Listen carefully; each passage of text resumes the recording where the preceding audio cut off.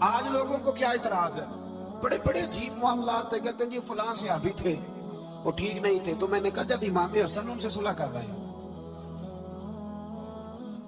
تو زیادہ پیارا ہے حضرت علی کا کہ امام حسن زیادہ پیارے تھے؟ اور صحیح بخاری کی حدیث ہے، نبی پاک نے امام حسن کو اپنے ساتھ منبر پہ بٹھا کے فرمایا یہ میرا بیٹا حسن سید ہے، جب مسلمانوں کی دو جماعتیں لڑیں گی تو یہ صلح کرا دے گا۔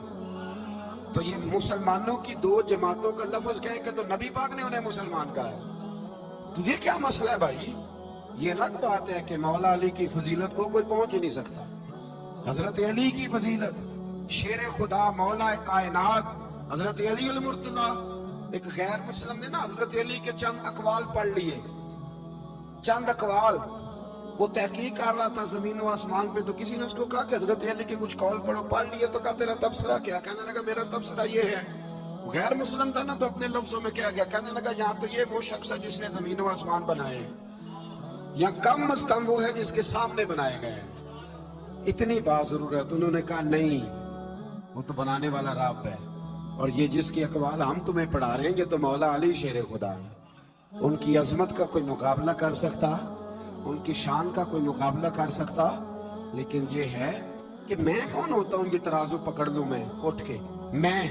اور ہم تو اتنی، آپ یقین کریں، اتنی جرت بھی نہیں کرتے کہ آئمہ کا اختلاف بیان کریں۔ میں تو امام اعظم اور امام شافعی کے اختلاف میں پڑھنے کا بھی قائل نہیں، امام مالک اور امام احمد بن حنبل کے اختلاف میں پڑھنے کا بھی قائل نہیں۔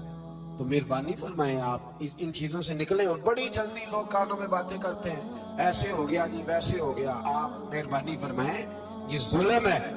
فتح مکہ کے بعد جس نے کلمہ پڑھا، میرے نبی نے اس کا کلمہ قبول فرمایا ہے۔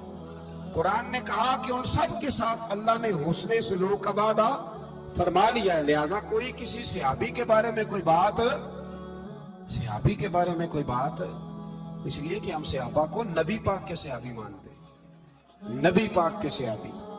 تو آپ یہ سمجھ لیں کہ ان کو نسبت میرے رسول پاک کی حاصل۔ اللہ تعالیٰ سب کی عزت اور سب کی قدر کرنے کی توفیق عطا فرمائے، سبحان اللہ۔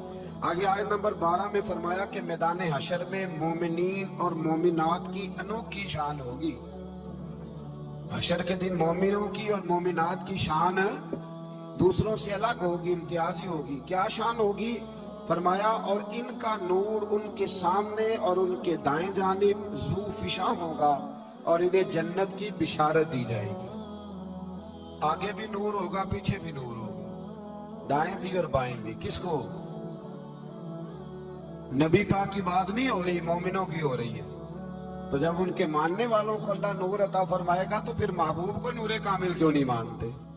یہ قرآن مجید کی آیت نمبر 12 نا، ذرا پڑھیے گا، سورہ حدید کی آیت نمبر 12، کہ قیامت کے دن اللہ مومنوں کے آگے پیچھے دائیں بائیں نور ہی نور کر دے گا۔ میرے رسول کریم علیہ السلام سے لوگوں نے کہا یا رسول اللہ آپ اپنی امت کو کیسے پہچانیں گے؟ تو حضور نے فرمایا جس جگہ وضو کا پانی لگتا رہا نا، وہ قیامت کے دن چمکیں گے سارے جسم کے حصے، تو امتی دور سے آئیں گے تو میں پہچان لوں گا۔ اور پھر حضور نے فرمایا میرے کچھ ایسے غلام ہوں گے کہ جن کے چہرے 14ویں کے چاند کی طرح چمکیں گے۔ نبی پوچھیں گے کہ یہ کس امت کے نبی ہیں؟ تو فرمایا جائے گا نبی نہیں، یہ مصطفیٰ کریم کی امت کے ولی ہیں۔ اور پھر وہاں حضور نے یہ آیت پڑھی، الا ان اولیاء اللہ لا خوف علیہم ولا ہم یحزنون۔ پھر اسی سورہ مبارکہ کی آیت نمبر 16 میں فرمایا کیا ابھی ایمان والوں کے لیے وہ وقت نہیں آیا کہ ان کے دل اللہ کے ذکر سے ڈر جائیں اور حق کے لیے نرم ہو جائیں؟ کب وہ وقت آئے گا؟ جب ایمان والوں کا دل اللہ کے ذکر سے ڈر جائے، نرم ہو جائے۔ قرآن مجید نے کہا وَإِذَا تُلِيَتْ عَلَيْهِمْ آيَاتُهُ زَادَتْهُمْ إِيمَانًا، جب مومنوں پر اللہ کی آیتیں پڑھی جاتی ہیں تو ان کا ایمان مضبوط ہو جاتا ہے۔ وقت کب آئے گا جب ایک آیت سن کے آپ یقین کرتے ہیں کہ صحابہ قرآن سن کے کچھ ایسے تھے جن کی روح ہی پرواز کر گئی، قرآن مجید سن کے روح پرواز کر گئی۔ آج وہ وقت کب آئے گا جب اللہ کا ذکر ہو؟ جب امام اعظم ابو حنیفہ نہ گزر رہے تھے تو ایک نوجوان بھی گزر رہا تھا، تو امام صاحب کا پیر اس نوجوان کے پیر پہ آ گیا تو کہنے لگا آپ نے مرنا نہیں، قبر میں نہیں جانا۔ اس نے یہ لفظ کہے تو امام صاحب بے ہوش ہو کے گر پڑے۔ کئی گھنٹے کے بعد ہوش آئی تو لوگوں نے کہا حضور یہ کیا ہوا؟ فرمانے لگے تم نے دیکھا نہیں وہ مجھے اللہ کے سامنے پیش ہونے کی یاد دلا رہا تھا۔ جب اس نے کہا ہے کہ آپ نے قیامت میں پیش نہیں ہونا تو میری آنکھوں کے سامنے منظر آ گیا تھا۔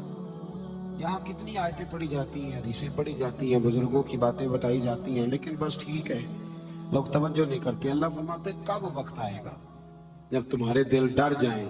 آیت نمبر 20 میں دنیا کے مال و دولت کو، دنیا کی زیب و زینت کی ناپائیداری کو بیان کیا اور فرمایا اپنے رب کی مغفرت کی جانب دوڑے چلے آؤ اور اس کی جنت کی طرف پیش قدمی کرو جس کی وسعت آسمان اور زمین کی مثل ہے، اور جو اللہ اور اس کے رسول صلی اللہ علیہ وسلم پر ایمان لانے والوں کے لیے تیار کی گئی ہے، اس کی طرف دوڑ کے آؤ۔ دنیا کی زیب و زینت جو ہے نا ایک وقت کے لیے ہے۔ سی معراج ایک راز محبتاں دا، سی معراج ایک راز محبتاں دا تے نہیں سی ہر ایک دی سمجھ وچ آن والا۔ کچھ کہندے نے بند دروازے سن، گیا کیویں سی عرش تے جان والا، تے اپر دخل کیے تھے عقل دائے جانے جان والا یا لے جان والا۔ تو یہ واقعہ معراج کو 18 آیات کے اندر اللہ کریم نے بیان فرمایا۔ پھر سورہ نجم کی آیت نمبر 38 سے فرمایا کہ کسی کے گناہ کا بوجھ کسی دوسرے پر نہیں ڈالا جائے گا، ہر شخص کو اپنے کیے کا پورا پورا صلہ ملے گا، کسی پر کسی کے گناہوں کا بوجھ۔ اچھا یہ جو بعض حدیثوں میں آتا ہے، بعض حدیثوں میں آتا ہے کہ جس بندے نے تربیت نہ کی تو اولاد کی تو اسے بھی سزا ملے گی، تو اس کا کیا مطلب ہے؟ اس کا مطلب یہ نہیں کہ اسے اولاد کا گناہ اس کے کھاتے میں ڈالا گیا ہے، اس کا معنی یہ ہے کہ اس نے جو اپنی ذمہ داری پوری نہیں نہ کی، اپنی ذمہ داری پوری، وہ جو حدیث میں فرمایا گیا نا کہ وہ عورت پردہ نہیں کرتی تو بعض اوقات اس کے سبب سے اس کے خامند کو، بھائی کو یا بیٹے کو اللہ کی بارگاہ میں استفسار کیا جائے گا، پوچھا جائے گا، تو اس کا معنی یہ نہیں کہ بی بی پردہ نہیں کرتی تھی تو اس کو سزا ملے گی، اس کا بھی معنی یہی ہے کہ اس نے ذمہ داری ادا نہیں کی، اس نے منع نہیں کیا، اس نے ڈیوٹی، ہاں جو بندہ ڈیوٹی کرے اور سامنے والا مرضی کرے تو پھر اس پر اس کا کوئی بوجھ نہیں ہے۔ قیامت میں کوئی کسی کا بوجھ، سب نے اپنا اپنا اٹھانا ہے، سب نے۔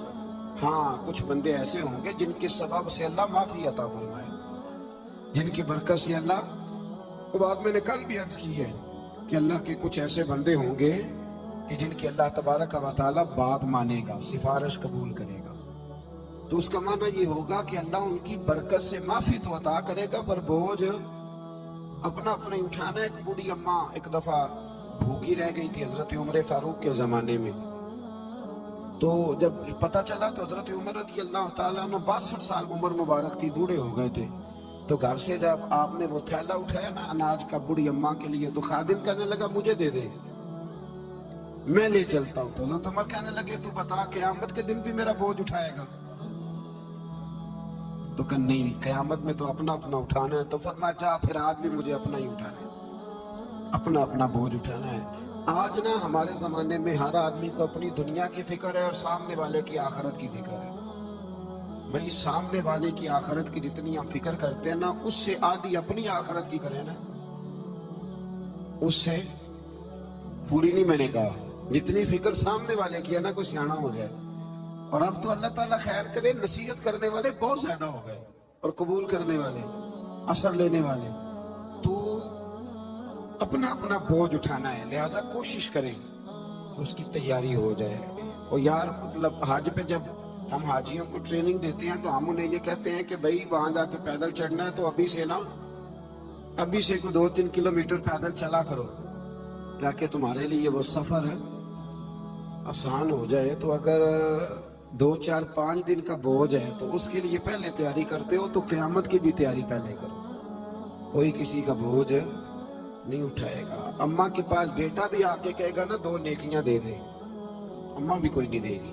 یہ ہمیں روایات میں ملتی ہیں ساری چیزیں۔ ابا بھی نہیں اس وقت نیکی دے گا، اس لیے کہ وہ دور یہ ہے کہ ہر ایک نے اپنا اپنا بوجھ